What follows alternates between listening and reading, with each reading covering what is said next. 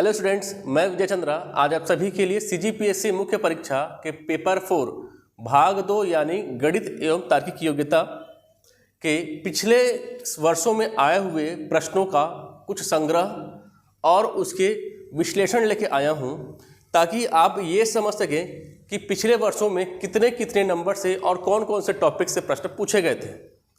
क्या होता है कि जब हम किसी चीज़ की तैयारी करते रहते हैं तो हमें उसके पिछले कई वर्षों का ज्ञान होना चाहिए, तभी हम उस परीक्षा को अच्छे से क्लियर कर सकते हैं। ठीक है, उसी संदर्भ में आपको पहले उस टॉपिक के पूरे सिलेबस का ज्ञान होना चाहिए, ताकि आप ये समझ सकें कि यह प्रश्न किस टॉपिक का है, कितने नंबर का है। ठीक, तो इस परीक्षा में जो अभी आप देखे होंगे सीजीपीएससी ने हाल ही में जो प्रारंभिक परीक्षा लिया था, उसके गणित के प्रश्न काफ़ी कठिन, एक तरीके से लेंदी दिया हुआ था, जिसको बनाने में प्रत्येक बच्चे को लगभग कुछ न कुछ कठिनाइयों का सामना करना पड़ा, क्योंकि प्रश्न पिछले वर्ष की तुलना में थोड़े से बढ़कर चढ़कर थे, है ना। तो क्या होता है, अगर हमको उसके बारे में, उसके पैटर्न के बारे में पहले से पता रहे तो हम एक अंदाज लगा सकते हैं कि हाँ, इस बार पेपर का पैटर्न कैसा रह सकता है और कौन से प्रश्न को अधिक से अधिक को पूछ सकता है। क्लियर है बात? तो चलिए शुरू करते हैं और देखते हैं कि हमारा जो सिलेबस है उसमें क्या क्या दिया है। ठीक, चलिए देखिए, सिलेबस में है आपका पहला परिमेय संख्या यानी रेशनल नंबर।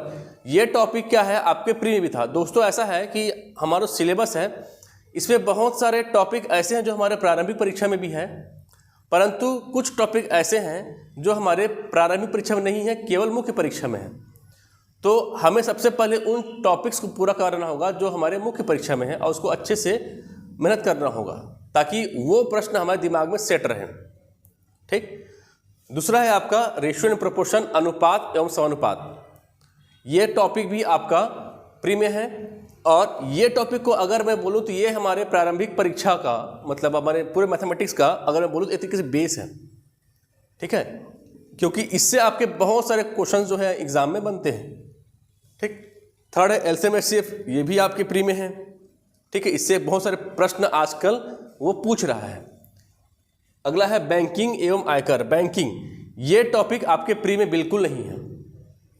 ठीक है, और हमको इस बार बैंकिंग से प्रश्न आने की बहुत ज़्यादा क्या है, संभावना है। तो बैंकिंग के टॉपिक को आपको अच्छे से पढ़ना है।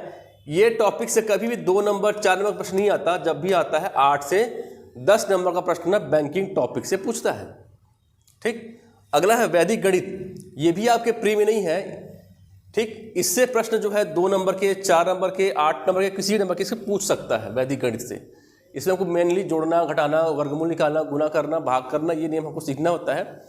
ठीक है, एकाधिकेन, पूर्ववर्णी विधि, ये सब सुने होंगे। ठीक, तो ये हमारा वैदिक गणित में आएगा। क्लियर। अगला है आंकड़ों की व्याख्या और एक है आंकड़ों का विश्लेषण। ये 2 टॉपिक जो है हमारे, ठीक है, ये दोनों टॉपिक जो है अभी प्री में भी आया था और मेंस में भी आएगा। एक होता है मीन, मीडियम, मोड, है ना, बहुलक वाला प्रश्न, और एक होता है आपका पाई चार्ट, बार डायग्राम। ठीक है, इन दोनों से प्रश्न इस बार आया था, बहुलक वाले से भी और आपके पाई चार्ट में से भी। और इसके प्रश्न दोस्तों बड़े से बड़े होते हैं, 8 नंबर या 10 नंबर के। अभी मैं बताऊंगा आपको, पूरा एक चार्ट है जिसके माध्यम से हम ये समझ सकते हैं कि हाँ, पिछले एग्जाम में क्या प्रश्न पूछा था। ठीक है, फिर है प्रायिकता, प्रोबेबिलिटी। प्रायिकता से प्री में कभी कभी क्वेश्चंस आया करते थे, परंतु अब नहीं आ रहा है। ठीक, मेंस में ही इसके प्रश्न अब ज़्यादातर पूछते हैं। फिर है व्यवहारिक गणित, ये तो आपके पूरे प्री में पूरा का पूरा है। जैसे आपका परसेंटेज हो गया, एसआई, सीआई, टाइम वर्क, रेलगाड़ी, नाव धारा। ठीक है, ये आपका व्यवहारिक गणित पूछता है। ये हमारा स्ट्रांग होता है, क्योंकि हम जनरली मैथ्स पढ़ते रहते हैं, है ना। अपने को एक लास्ट है रीजनिंग, इससे 2 नंबर का प्रश्न आ गया तो आ गया, अदरवाइज नहीं आता। तो अपने को जो मेन फोकस देना है यहाँ पर, वो है किसमें, एक है बैंकिंग, एक है वैदिक गणित, एक है अपना आंकड़ों का विश्लेषण, आंकड़ों की व्याख्या। ये 4 टॉपिक पे हमको मेन फोकस करना है। ठीक है, क्या होता है, अगर हमें तैयारी के लिए पर्याप्त समय मिल जाए तो हम उसको आराम से धीरे धीरे करते हैं, लेकिन अभी आपको पता है कि आपको मिनिमम से मैक्सिमम बोलूँ तो 70 से 75 डिग्री मिलेंगे, उससे अधिक नहीं मिल सकते। ठीक है, तो उस दरमियान हमें इस टॉपिक से 50 नंबर का प्रश्न आएगा आपके इससे, तो उस 50 में से 50 अटेम्प्ट करना है, बनाना है। क्लियर? तो हमको इन सभी चीज़ों पर बहुत फोकस करना होगा। देखते हैं अगला।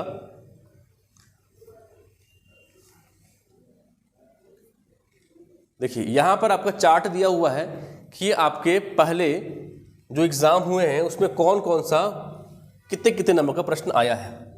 तो यहाँ देखेंगे परिमेय संख्या से 18 में कोई प्रश्न नहीं आया है, 20 में 2 क्वेश्चन आए हैं 2 नंबर के। तो इससे 2 नंबर के ही बहुत आसान से प्रश्न आते हैं, हो सके तो पूछेगा लेकिन चांस कम है। अनुपात एवं समानुपात से आप देखेंगे कि हर बार 2 प्रश्न, एक प्रश्न पूछा था, इस बार एक भी नहीं पूछा है, मतलब इस बार 100% एक प्रश्न 2 नंबर का आएगा। ठीक है, संभावना है भाई, संभावना, पेपर मैं नहीं बना रहा हूं लेकिन एक चांस है कि आ सकता है। ठीक, एलसीएम एचसीएफ हर बार एक प्रश्न है, एक प्रश्न आ सकता है। व्यवहारिक गणित ये तो आपका हर बार पूछता है, इस बार भी पूछा है और अगली बार भी पूछेगा 2 नंबर का और 4 नंबर का। वही लाभ हानि, प्रॉफिट लॉस है आपका, प्रॉफिट लॉस CISI से एक प्रश्न आएगा। प्रायिकता से आप देखे होंगे, प्रायिकता से हर बार एक क्वेश्चन रहता है 2 नंबर का, तो 2 नंबर का एक क्वेश्चन आता है। ताश की गड्डी, सिक्का, है ना, ये इसी में से आते हैं। वैदिक गणित देखिए, वैदिक गणित से 10 नंबर का प्रश्न, 10 नंबर का, 10 नंबर का प्रश्न आता है वैदिक गणित से, इसलिए बहुत इंपॉर्टेंट है वैदिक गणित। बैंकिंग एवं आयकर, इससे 2 नंबर का प्रश्न आते ही नहीं है, कभी नहीं आएगा। पिछली बार भी नहीं आया, तो इस बार 100% एक 8 नंबर 10 नंबर का प्रश्न आएगा बैंकिंग से। आंकड़ों की व्याख्या, आंकड़ों की व्याख्या ये भी अच्छा टॉपिक है। एक क्वेश्चन इसमें से भी 8 से 10 नंबर का रहेगा और आंकड़ों का विश्लेषण से भी एक क्वेश्चन 8 से 10 नंबर का रह सकता है। और लास्ट है आपका तार्किक योग्यता, यानी कि रीजनिंग, एक प्रश्न आएगा 2 नंबर का, तो अदरवाइज नहीं आता जनरली। तो यहाँ से आपको समझ में आया है कि आपका प्रश्न का वेटेज किस किस मोड पे रहता है और कौन से नंबर से ज़्यादातर क्वेश्चन पूछता है वो, कौन से टॉपिक से, और हमको कौन से सिलेबस में से कौन से टॉपिक को मेन कवर करना है, कितना फोकस करना, कितने अधिक अच्छे से पढ़ना है उसको, ताकि हमारा नंबर ज़्यादा से ज़्यादा आए। ठीक है, तो ये रहा आपका पूरा सिलेबस। एक बार इससे आए हुए क्वेश्चंस को अच्छे से पढ़ लेंगे आप। ठीक, हमारा जो प्री और मेंस का बैच स्टार्ट होना है वो आज से ही, यानी कि 21 फरवरी से स्टार्ट हो चुका है। अगर आप चाहें तो मुख्य परीक्षा के लिए सुबह 8 से 1, है ना, सुबह 8 से 1 बजे तक आप मुख्य परीक्षा के लिए क्लास ज्वाइन कर सकते हैं। ठीक, प्री के लिए सुबह 8 से 11 और शाम के लिए एक प्री का है 4 से 7। इसके साथ ही हमारे यहाँ सब इंस्पेक्टर की special class pre plus mains की स्टार्ट हो चुकी है। ठीक, तो आशा करता हूँ कि ये चीज़ आपको समझ में आया होगा। मिलते हैं नेक्स्ट वीडियो में, जिसमें हम डिटेल से पढ़ेंगे कि मैथ्स में क्या क्या प्रश्न पूछे गए थे और उनके सॉल्यूशन देखेंगे। ठीक है, थैंक यू।